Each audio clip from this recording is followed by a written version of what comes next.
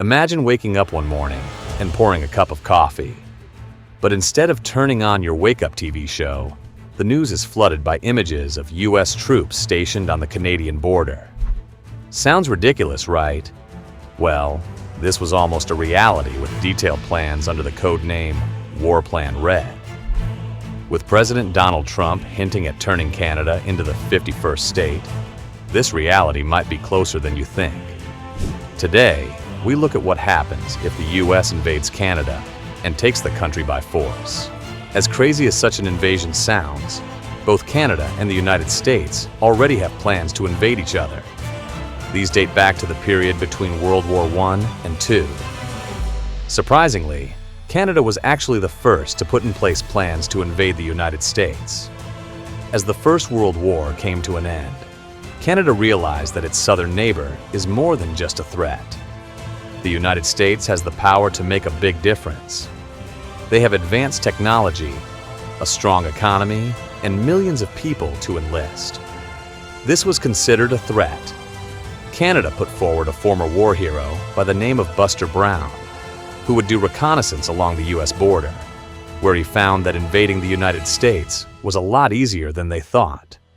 What Brown reported back can be summed up in this one quote: "If Americans are not actually lazy, they have a very deliberate way of working and apparently believe in frequent rests and gossip."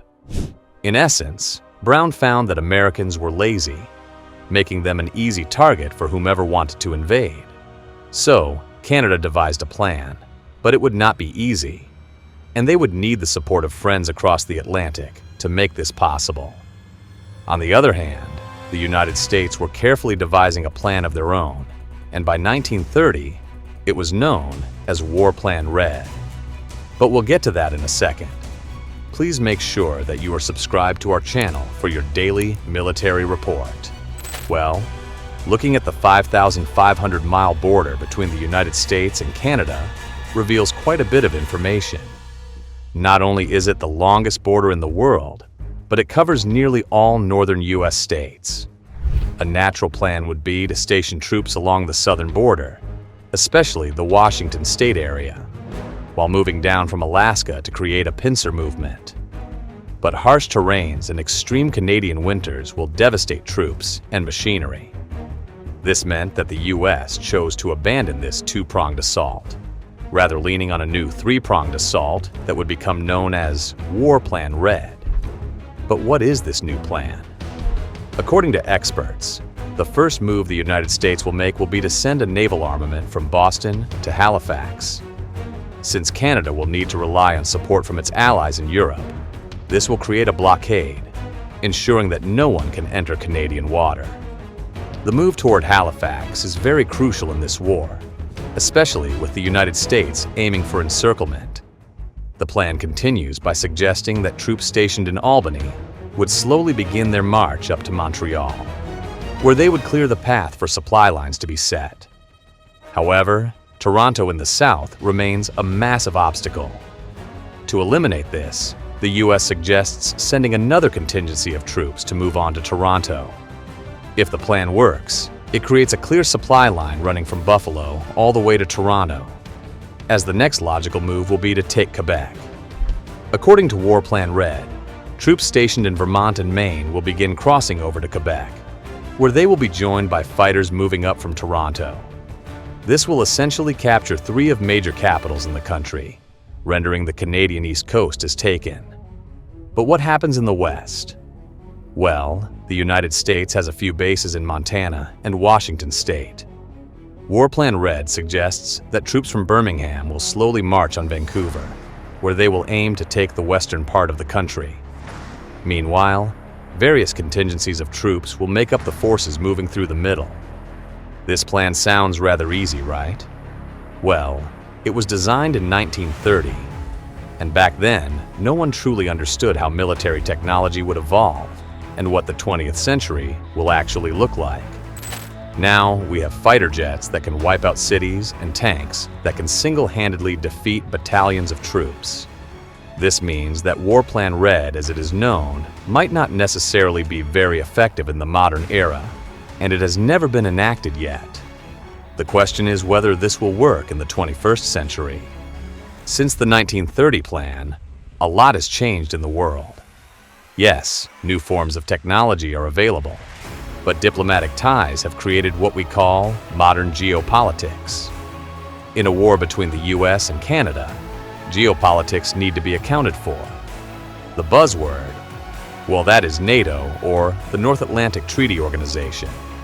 It consists of Europe, Canada, the United Kingdom, and the United States. NATO was established following the Second World War, forcing these nations into alliances that would protect one another should another major conflict break out. This means that it will be absolutely pivotal in the 21st century. A move on Canada today will look very different from the basics entailed in War Plan Red. In fact, the United States is likely to start with President Donald Trump's latest keyword tariffs. Tariffs will generally start with trade, specifically Canadian energy and food products. For example, the US imports lumber from Canada, but a tariff on this would significantly harm Canadian income. If this doesn't work, President Trump could slowly ramp up pressure by targeting financial installations, perhaps even the international SWIFT system. But for the purpose of this video, let's assume that Canada doesn't buckle under the pressure and resist punitive measures. By now, the world has taken sides. With the US either withdrawing or being kicked out of NATO, it means that Europe will shift its support toward the Great White North. As the EU and Canadian Prime Minister Mark Carney enter negotiations on how to proceed with a retaliation, the United States will have already begun moving some of its troops and military equipment to the Canadian border. This is where the real trouble begins for Canada. In terms of pure manpower, the United States has around 125 million people who are fit for military service. This is almost 10 times more than the 13.5 million Canada can send to the front line. 1.32 million troops make up the current U.S. active military, whereas Canada has just over 68,000 troops currently serving. Moreover, 13,000 U.S. aircraft are available for use, compared to Canada's 351. But the biggest difference is in tanks. The U.S. has 4,640 tanks, compared to only 74 up north. But further discrepancies are found in armored vehicles. President Trump can use any of his 392,000 vehicles, and in comparison, Prime Minister Carney has around 21,704. These numbers significantly tilt the battle toward the United States, but Canada has another trick up its sleeve, and that is NATO. Should this happen after the current situation in Ukraine, NATO will be able to match the US troop for troop, but sending it all will render Europe vulnerable. However, enough can be sent to turn this into a war of attrition, baseg, with the main goal of tiring out the US taxpayer, who will naturally need to fund this ongoing conflict. Another problem the US will run into is the terrain and the extreme cold in the winter, which was the reason for its first failed invasion of Canada. Back in 1775, under the leadership of President George Washington, the United States first attempted to take Canada. Washington ordered troops to take over Quebec, but without any advanced technology, horses were used. Those who didn't have a horse, well, they had to physically march across more than 400 miles of frontier land in unforgiving conditions. The United States quickly took Montreal, but marching deeper into Quebec proved a massive problem.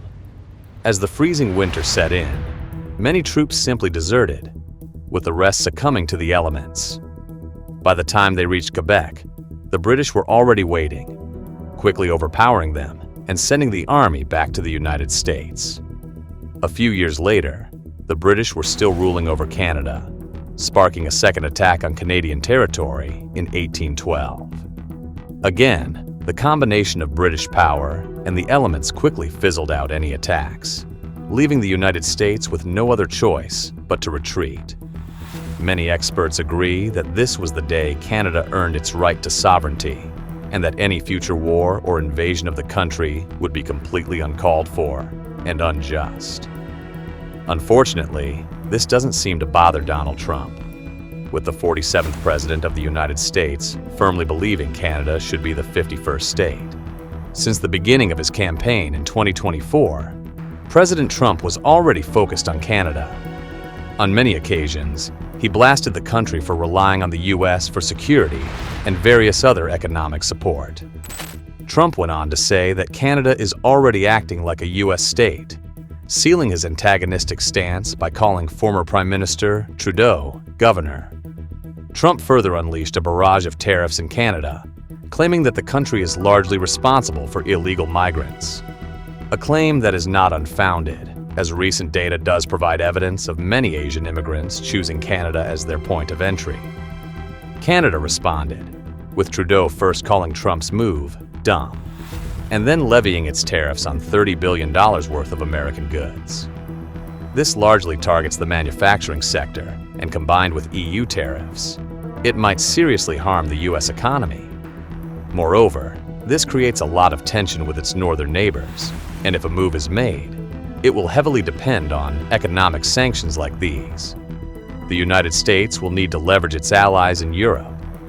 But what happens if you have also antagonized these partners? This essentially means that any move on Canada will be only the United States, and it could lead to further ramifications from the EU. As mentioned earlier, Canada forms part of the larger NATO group, which has a clause in the form of Article 5. In layman's terms, this clause means that, should one NATO country be attacked, other countries part of the treaty are forced to intervene and show their support to the defending country. In essence, the United States will be completely isolated, and with its current stance on Mexico, we won't bet that Mexico will act any kinder. In terms of politics, the United States might even end up like Germany, completely alone and having to fend for itself. It will be almost impossible to bounce back from this, leading to perhaps another major collapse like the former Roman Empire. But let's say Europe doesn't intervene, and the United States manages to take Canada by force. Its citizens will be assimilated into the U.S., but being the 51st state, Canada will be part of the government, meaning it needs senators and representatives. It is here where things become a little tricky for President Trump to navigate. Experts estimate that annexing Canada could significantly hurt the Republicans running for the coveted title of President of the United States of America. So, let's say Canada eventually waves the white flag, and the United States absorbs it as the 51st state. How would this affect domestic policy? According to Politico, Canada is mostly Democrat-oriented, which means that it will naturally become a blue state. Due to its size, Canada will also need a large contingent of House seats and representation in the Senate. Given the size of Canada, it is suggested that it will get about 45 electoral college votes. This is just one fewer than California based on its population. States like Florida and perhaps even Texas will have to forfeit about 2 each, with various other states all giving up 1 vote to the new state.